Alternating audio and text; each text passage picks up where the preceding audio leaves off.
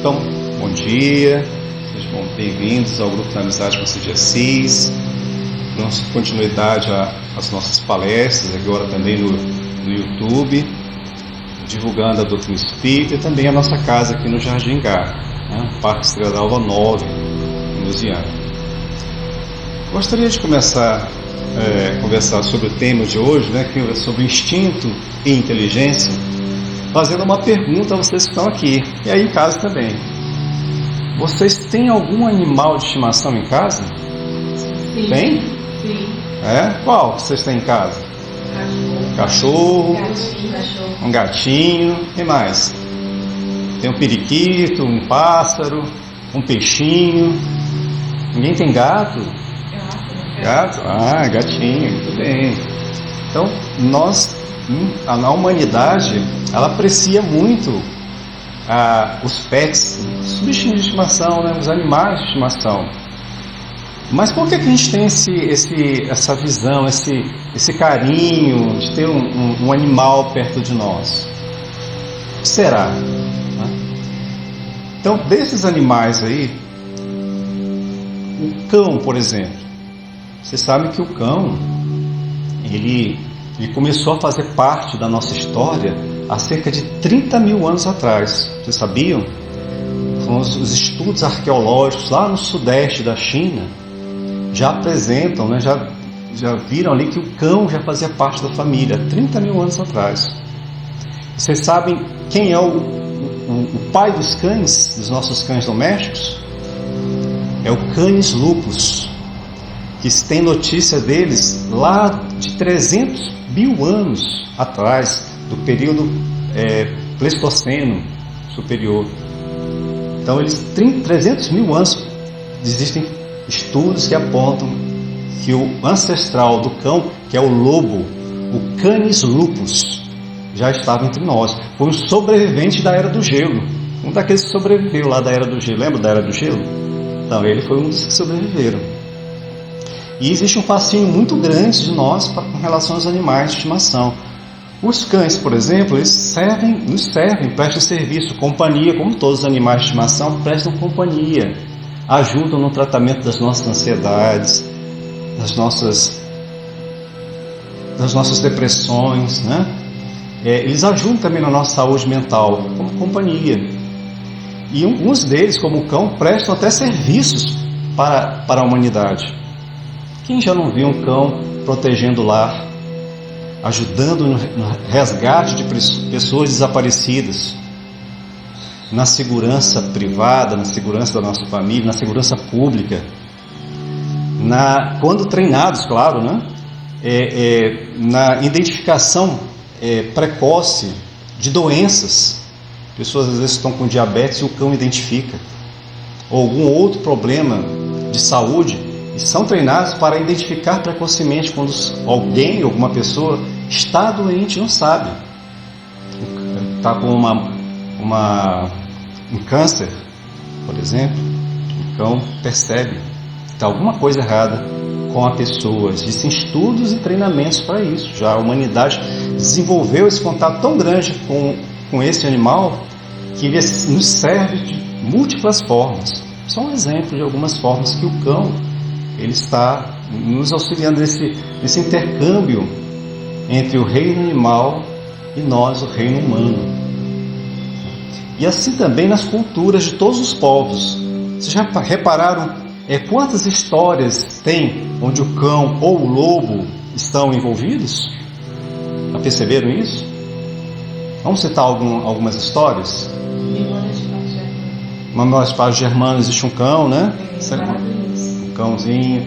Que mais? Mas tem também lobos. Oi? São Francisco e o Lobo. Os lobos de Grécio. São Francisco e o Lobo de Gúbio. E não tem só uma história de São Francisco com o lobo. Tem pelo menos 2 registradas. Vocês não conhecem a história de São Francisco e os Lobos de Grécio. Um dia eu vou contar, hoje não, mas um dia a gente vai contar. Tem o Chapeuzinho Vermelho, onde aparece um lobo, não tem? O que mais? Pedro e o Lobo. Os 3 porquinhos tem medo do lobo mau, lobo mau.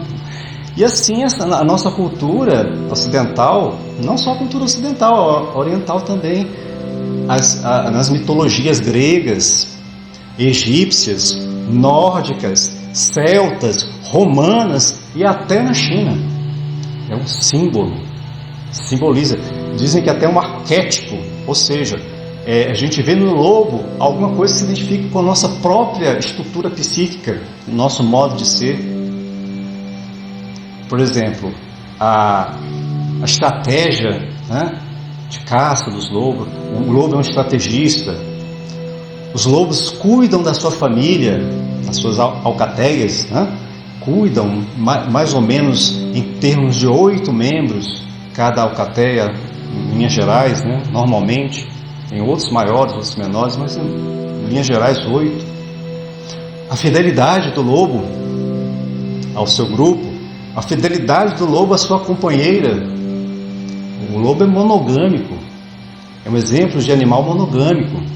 Ele encontra uma parceira e fica aquela parceira até ou ele ou ela deixarem sua missão terrena, tá? Então são animais que exercem um fascínio muito grande. É um símbolo de força, tá? De astúcia, entre outras qualidades que a gente vê, também se identifica ali, olha só, da observação. É tão grande a nossa visão sobre o mundo animal de uma forma geral, que a gente estuda o comportamento dos animais. Existe até ciência, lembra das ciências que a gente estava estudando, ciências divinas, as ciências da vida, que estudam as leis naturais? Então existe uma ciência nossa chamada etologia, que estuda o comportamento animal, para verificar como é que eles fazem, como é que eles se reproduzem, como é que a socialização deles, e serve também, a gente vê muita coisa do universo humano no universo animal. Então, das histórias, o lobisomem, a história do lobisomem, lembra do lobisomem? Do lobo. Então, das histórias e lendas que são contadas por todas as culturas, existem muitas. Vamos contar uma aqui, lembrar uma que vocês já conhecem. Muito provavelmente você já conhece, porque a internet agora, a gente conhece quase tudo, né? Com a internet. Muita coisa boa, dá bem. A maioria das coisas boas e algumas coisas ruins, infelizmente. Mas faz parte do nosso adiantamento, no nosso progresso humano. Um dia vai ter só coisa boa. Então vamos resgatar aquela história dos lobos internos. Você lembra da história dos lobos internos? Ela foi compilada, provavelmente da internet, pelo nosso irmão Guilherme Cordeiro, que editou o livro Histórias que Elevam a Alma. Está lá, né? E ele fala mais ou menos assim: um dia o vovô estava em casa, recebeu a visita do netinho. Estava muito chateado, tinha voltado da escola, que tinha discutido com um colega, e brigado, e puxa para cá e puxa para lá. E ele chegou muito chateado, contou que tinha discutido com um coleguinha na escola. E assim, o avô ouviu aquilo lá, falou: meu filho, mas por que isso? Eu fiquei assim. Eu estou muito chateado, tal, porque estou com ódio desse colega. Eu falei: não, você não pode ficar assim, não. Mas eu também me sinto assim de vez em quando. Eu falei: é mesmo, avô? De vez em quando eu me sinto assim. Eu sinto como se tivesse 2 lobos brigando dentro de mim, querendo dominar as minhas emoções, os meus sentimentos. Mas como, vovô? Como é que é essa história? Tem um lobo que é bom, ele é forte, ele é altivo, corajoso, heróico, mas ele não se envolve em qualquer briga, não. Ele sabe manter a sua postura, ele só usa energia quando há necessidade de usar, na medida certa, no momento certo. Ele não entra em qualquer discussão, qualquer briga, a não ser que seja para promover o equilíbrio. Muitas vezes ele precisa até mostrar os dentes, mas ele não faz isso sem razão. Mas eu também tenho um outro lobo que quer dominar dentro de mim. Que lobo é esse, lobo? Esse é irascível, é raivoso. Ele briga com tudo e com todos, o tempo todo ele briga. Se precisar qualquer coisinha, ele quer discutir, né?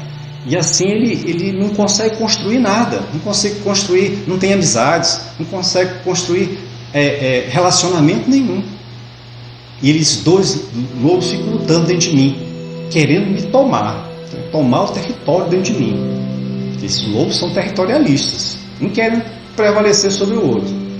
E por favor, mas algum deles vence essa luta? Ali sim, vence aquele que eu alimento mais frequentemente. Aquele que eu alimento mais frequentemente, ele prevalece, ele domina. E qual que nós estamos alimentando mais frequentemente? Vemos aí que dentro da nossa vida comunitária, notícias de verdadeiras homens-fera, mulheres-fera que aparecem de vez em quando, a gente vê no noticiário, que nos impactam os sentimentos. E a gente vê ali, quem estuda os animais vai ver, aquele é um animal ou um homem? É um ser humano ou um animal? Mas do que ele está se alimentando? Do que a nossa sociedade está se alimentando? De estudos, de arte, de recursos educativos que nos levam a usar a nossa força, a nossa inteligência para a harmonia, para a socialização, para o entendimento das diferenças, ou a gente está usando as nossas tecnologias, o nosso ensino, o nosso tempo, gastando em aumentar em nós a ferocidade, a inimizade, a intolerância. Então aí fica aí um pensamento aí para os pais responsáveis por essas crianças que muitas vezes crescem e se tornam verdadeiras feras. Edmund Burke chegou a falar uma vez que muitas vezes uma fera, quando você alimenta a fera, ela pode vir até lamber as suas mãos. Um tirano numa nação, quando todos concordam, apoiam, etc., nós vivemos tempos às vezes até de paz debaixo de uma tirania. Mas às vezes nós caímos na bestialidade, no adoecimento. E muitas vezes a gente vê o que acontece. Mas aí eu pergunto a vocês: nós temos dois lobos internos dentro de nós? Sim. Será? O que a doutrina espírita tem a dizer sobre isso? Eles falam o seguinte, aqui na questão 605 do Livro dos Espíritos, na questão 605, respondendo uma questão sobre se nós tínhamos duas almas dentro de nós, uma alma animal, etc., e uma alma humana, etc., fala que não é bem assim. Eles falam, nós temos duas, o ser humano, o ser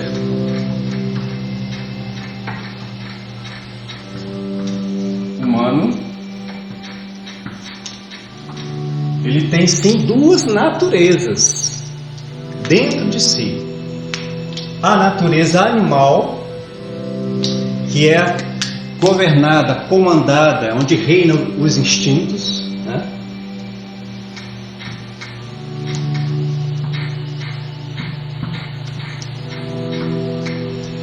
e a natureza espiritual, onde reina a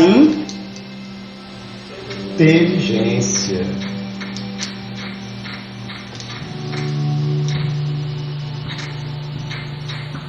Beleza? Inteligência. Aqui os instintos são que coordenam toda a nossa parte fisiológica, Por exemplo, a gente chega assim e fala, vamos mandar o meu coração bater. Bata coração. Para de bater coração. É assim que a gente faz? Ou ele bate automaticamente? Vou respirar agora. Espera aí só um instantinho. Posso falar? Não. Espera um pouco, deixa eu respirar. Agora fala. Preciso respirar novamente. É assim que acontece? Não, é automático. A gente já conquistou isso. Automatizou o instinto. No animal, em nós, essa natureza, que faz parte de toda a natureza animal que nós conhecemos, inclusive nós aqui, já automatizamos determinadas coisas, processos circulatórios, respiratórios, excretores, digestórios, etc, etc, né? Que as ciências estudam. Mas nós também temos outra natureza, porque isso aqui está no nosso, principalmente no nosso corpo biológico, que nós compartilhamos o corpo biológico da natureza igual aos animais. Os animais também têm os instintos, né? Nós também temos a natureza espiritual, sede da inteligência que comanda os processos. Fala, onde é que esse coração batendo vai? O que é que inspira a vida desse coração, desse respirante? Quais são as escolhas que ele deve fazer? Quais os sentimentos? A inteligência aqui também são sentimentos, se transforma em sentimentos. A gente começa a se preocupar. O lobo se preocupa com quem? Com a alcateia. E o ser humano? Com a humanidade. Eu não me preocupo só com a minha família. Eu me preocupo com aquela família lá de Blumenau, lá do Rio Grande do Sul, lá da Croácia, da África. Eu me preocupo com outras famílias também. A inteligência faz com que a gente transcenda o espírito, transcenda a matéria, transcenda os instintos. A comida está no meu prato, é o que interessa. Não é assim. A humanidade é diferente. A gente se preocupa se está faltando na mesa do outro. Você vê como é que a natureza espiritual trabalha isso dentro da humanidade. A inteligência tanto para a ciência, descobrir a cura das doenças, a cura da Covid, a cura do câncer, os tratamentos melhores, menos invasivos, etc. E também a inteligência das emoções, o amor, o sentimento maior, onde Cristo é o exemplo, é o príncipe do amor, o governador do amor, da paz. Então a gente vê que nós transcendemos essa natureza, até mesmo com o objetivo a gente socorrer o animal, tá? Socorrer o animal. E o que é mais importante dentro de nós? O que a gente deve dar mais valor? A nossa natureza animal ou a nossa natureza espiritual? Não respondam. Vamos contar essa história agora aqui. Essa história é verdadeira, não é um mito, não é uma lenda, mas é uma história que ocorreu a partir do final do século XIX, quando no noroeste americano as fazendas foram crescendo, etc. A gente foi desmatando, né? Para botar gado, para botar ovelha, muito parecido com o que a gente faz aqui no Brasil, a expansão das fronteiras agrícolas, as fronteiras agropecuária, e a gente foi desmatando, ela falou, não, peraí, vamos organizar isso aqui, vamos fazer reservas. Aí começou a surgir as primeiras reservas florestais, que você tem notícia. Uma delas é o santuário lá de Yellowstone, que pega 3 estados lá no noroeste americano. Não, vamos preservar um pouquinho aqui, tá bom. Mas esses lobos estão nos incomodando, eles vêm à noite, atacam as nossas ovelhas e tal, a gente coloca cerca, mas eles são danadinhos, vamos eliminá-los. Aí começaram a caçar o lobo, cada lobo custa tantos dólares. Aí começaram aquela campanha de dizimar, vamos deixar só os bambis, né? Os alces, né? Os antílopes pastarem, porque eles fornecem carne para nós. Vão comer, são consumidores, né? Consomem somente os vegetais, são vegetarianos, não vão querer saber dos nossos pastos, das nossas reses, moares, etc. Então vamos deixá-los. Aí, em 1925, acabaram os lobos. Os lobos foram considerados, o Canis lupus, ou lobo cinzento, foi considerado extinto. 1925. E aí foram passando as décadas, e eles foram verificando que agora a quantidade de antílopes tinha aumentado de um jeito tão grande, porque não tinha o seu principal predador dessa floresta, que era o lobo. Era o principal. Existia o urso, existia o puma, os coiotes, tal, todos eles foram diminuindo também. Mas o maior grande predador. Se fosse na África seria o leão, mas na América do Norte era o lobo. E aí eles começaram a fazer os herbívoros? Comer as ervas. Começaram a comer, engordar, multiplicar e devastar as florestas, porque não nasciam novos. Eles comiam já o broto. E o rio começaram a ficar, as nascentes começaram a prejudicar, assorear os cursos dos rios. O parque, toda aquela região imensa começou a declinar. As espécies começaram a sumir, pássaros, castores, tudo. Em 1995, os estudiosos, a ciência evoluiu e falou: olha, vamos trazer os lobos de volta. Ah, mas o lobo é selvagem, um lobo é mau. Mas nós precisamos dele na natureza. Eles precisam cumprir o papel deles, porque senão a gente vai acabar o parque. Aí trouxeram 14 lobos de outras regiões, se não me engano, no Canadá, para habitar aquela região, os vales férteis. E o que aconteceu? Os herbívoros, os animais herbívoros, começaram, só os 14 lobos já que estavam ali, começaram a predar, a se alimentar, obviamente, e eles começaram a sair só com medo, a subir as montanhas. Não, agora o negócio aqui está cheio de lobos voltaram, corram, lembra daquelas histórias do lobo? O lobo mau está aí na área. Subiram. E um milagre ocorreu, um milagre estudado. 5 anos depois, começaram a notar a floresta ressurgindo, porque quando começava a nascer, vinha lá o alce e comia, né? Valeu cedo, comia não, agora começaram a prosperar. E aí, com árvores maiores, os castores tinham com que construir as suas casinhas, as suas represas, que eram lugares dos peixes, das lontras, dos anfíbios, etc. E toda a natureza começou a regenerar-se. E hoje, isso eles chamam, quando você retira o predador principal, né, de uma cadeia alimentar, de um ecossistema equilibrado, eles chamam isso de catatrófica. A influência negativa que tem sobre toda a cadeia alimentar, né, nas aulas de biologia a gente vê isso, que acontece quando você retira o principal. Tudo se influencia, tudo começa a declinar. E a gente imagina como é que estão nossas florestas aqui no Brasil. Tá? Como estão? Bom, vamos pesquisar, né?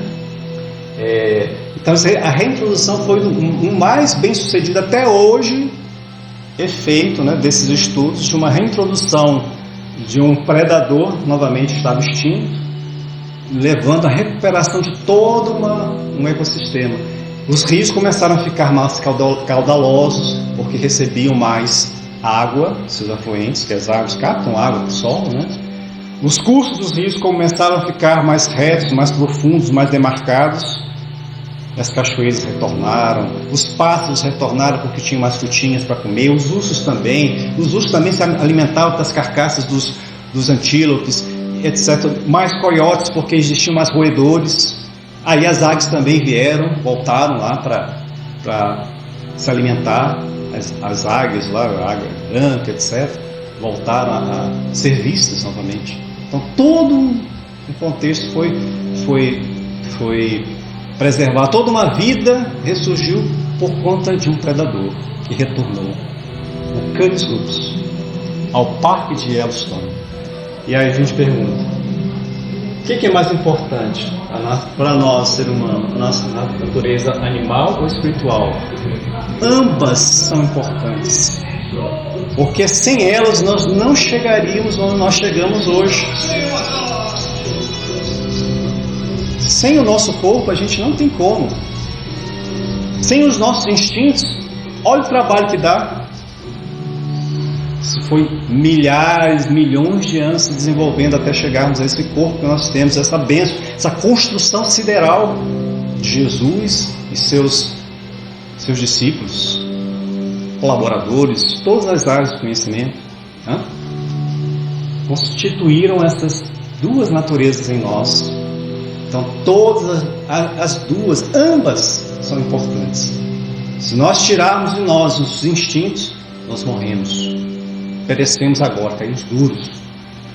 Entretanto, se nós não conseguirmos deixarmos a nossa natureza espiritual, a nossa inteligência, etc., declinar, o que vai acontecer? Distúrbios, bestialidades. Por isso a importância da inteligência.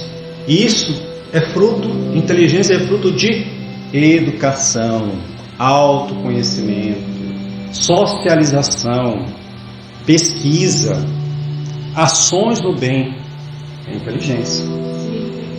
Moral, proceder moral, a regra de bom proceder, como lidar com isso, como lidar com as coisas, como lidar com a internet, como lidar com meu filho, minha filha, com meus pais, com meus antepassados, como lidar com a sociedade. É inteligência. Se nós apagarmos isso da nossa vida, a gente volta a viver no mundo dos instintos. E às vezes a gente se rebaixa e parece animal. E tem alguns animais que ainda dão exemplo, né? Como nós vimos, exemplo de cuidados com os seus. Quando chega o filhote que não é da alcateia, o que acontece? Eles acolhem. Eles adoram o filhote. Os lobos adoram os filhotes. O cachorro adora o filhote. Já viu isso? Um filhotinho ali. Depois que cresce, a história pode ser diferente. Mas o filhotinho eles acolhem. Ficam cheirando ali, brincando, né? Filhotinho novo na área, olha. Não é seu. Nem saiu do seu ventre. Os animais têm isso. Isso dá um exemplo. Alguns, né? Alguns. Então, a gente tem que investir também, principalmente na inteligência. Porque nós somos espírito vivendo na matéria. Daqui a pouco a matéria fica aqui, a gente vai para a nossa paixão e vai para o plano espiritual. Continuamos vivendo na matéria? Sim, na matéria é diferente, continuamos vivendo no corpo espiritual. Mas a inteligência é que governa, a inteligência é que dá rumo, a inteligência é que educa inclusive os instintos, para que nós tenhamos controle. E aí tem uma palavra dita por Pitágoras, né? Dizem que foi Pitágoras que disse que o homem que não se controla, ele não tem liberdade. Só é livre aquele que se controla. Quem não se controla, ele não tem liberdade. Não é dono de si. É governado. Porque ele vive no mundo dos instintos. Então nós precisamos exercer tomar para nós as nossas decisões pessoais e familiares. Sermos vigilantes com relação a isso. Isso é que vai nos levar ao equilíbrio futuro. Para a gente não continuar vendo algumas bestialidades que vão ocorrer. Sempre ocorreram. Enquanto nós estamos ainda caminhando, né, com a questão do instinto e inteligência, estamos ainda despertando para padrões mais elevados de moralidade, de ser, algumas coisas como essas irão ocorrer. Mas estejamos vigilantes, porque o autor da vida, auxiliado por Jesus, vai nos dar todas as diretrizes, para chegarmos lá, termos uma nação, um planeta pacificado e harmonizado com instintos e com inteligência.